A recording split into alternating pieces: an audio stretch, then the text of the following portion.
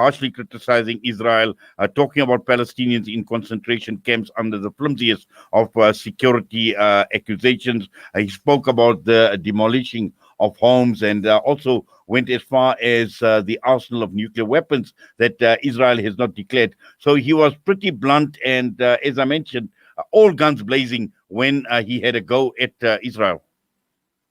Oh, yes, he was. And most of what he said, of course, came as a surprise to Israel, because Israel, for the first time, was given a red carpet in a Gulf country, openly invited to come and participate, mainly to come and basically sell its own foreign policy in a platform that's hosted by a Gulf country, something not usual, but we need to expect it henceforth after it normalized relations, particularly with Bahrain and the UAE in the Gulf. So it was not expected for him to be that harsh towards the Israelis, but it also kind of, it also kind of reflects the current mood within the certain generation in Saudi Arabia. We know that King Salman is not in favor of normalization of relations with Israel as long as the situation in Palestine remains the way it is. So he reflects that kind of a sentiment, which is quite prevalent within his generation.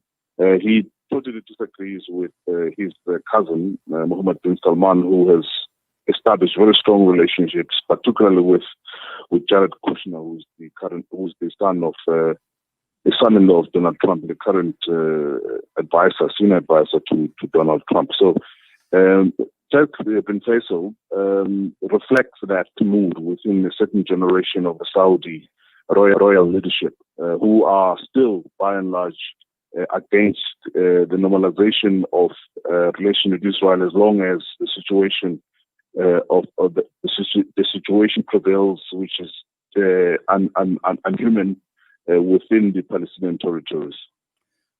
What is going to be interesting is someone high profile like Prince Turki, and we know he led Saudi intelligence for more than 20 years. He served as the ambassador to the US and the United Kingdom. So, he is high profile. But what is going to be interesting to see how Mohammed bin Salman responds, because we know that he has established strong ties and also quietly engaging with Israel, and this for his own agenda, for his own reasons, and this is to counter the rivalry with Iran. Yeah, what I doubt it is going to be obviously, and openly disagree with his cousin Turki bin Faisal, because although we all speculate what Saudi was going to do moving forward, and most of us think that as soon as King Salman disappears from the king and Mohammed bin Salman becomes king, it's the foregone conclusion that he will move toward even like normalizing relations. He might not necessarily go the same route as the Bahrain and the United Arab Emirates because of Saudi position within political Islam, and also because of Saudi Arabia's hosting of the two harams, which is Makkah and Medina. So he might want to continue having that compass, that moral compass for Muslims and in Saudi Arabia. But yes, I mean, I don't think he's happy with what happened, but he has not also declared openly that he would like to normalize relations. There's been a very muted response from Saudi Arabia in this regard. We know that Benjamin Netanyahu with Mike Pompeo were in Saudi Arabia just before the G20 seminar about 2 months ago, and Jared Kushner goes there quite often. So many people have concluded that that's what's going to be happening. We have some of the senior Saudi officials visiting Israel. So it's going to happen, but I'm not quite sure whether it's going to happen in a similar manner of normalizing relations, opening embassies, etc., as it's been the case with United Arab Emirates and Bahrain. Yes, and I think what is also interesting is the Israeli response, because we know that Prince Turki brought up an issue talking about Door Gold, who is pretty close to Benjamin Netanyahu. There were comments that were made in the past where Prince Turki spoke about Dogold appearing on television, denigrating the kingdom of Saudi Arabia, using the most vile descriptions, and Israel or Dogold responding by saying that these were accusations of the past, many of which were false. Yeah, he has accused them of having a campaign, particularly media campaign, which seeks to denigrate Saudi Arabia.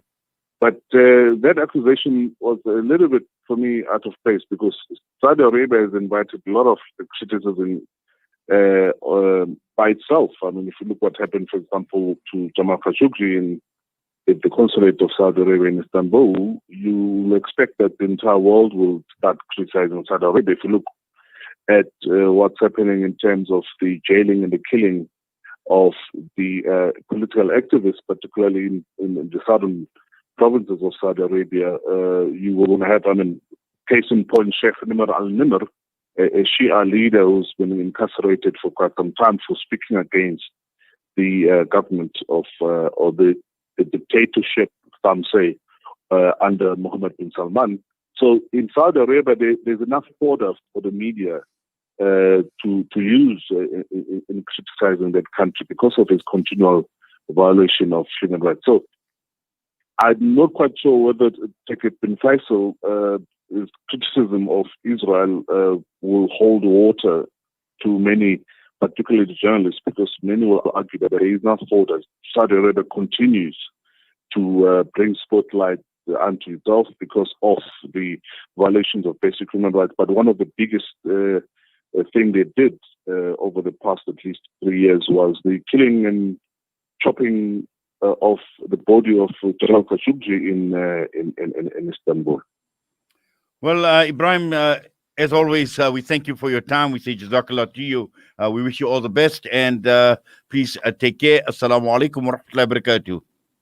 Wa alaikum salam wa rahmatullahi wa barakatuh. Ibrahim Thembisa Fakude joining us this morning.